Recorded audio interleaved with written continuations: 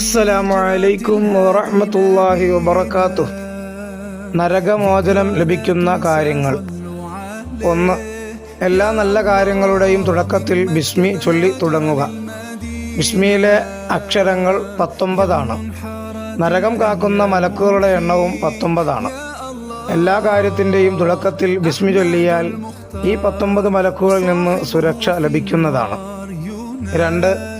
ഭക്തിയോടെ 40 ദിവസം തുടർച്ചയായി ജമാഅത്തിൽ പങ്കെടുക്കുകയും ഇമാമിനോടുകൂടി തക്ബീറത്തുൽ ഇഹ്റാമിൽ പങ്കെടുക്കുകയും ചെയ്യുക.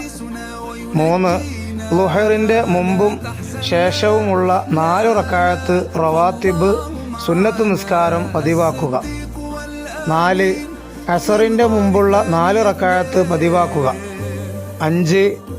മുടങ്ങാതെ 1 വർഷം ളുഹ നിസ്കരിക്കുക. 6.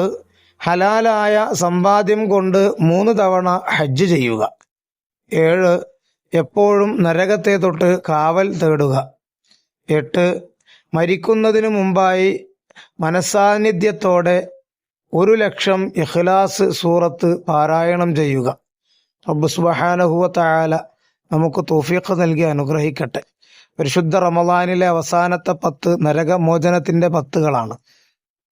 ആ നരകമോചനം സാധ്യമാകുന്നവരിൽ റബ്ബ് സുബ്ഹാനഹു വ തആല നമ്മെ ഉൾപ്പെടുത്തട്ടെ.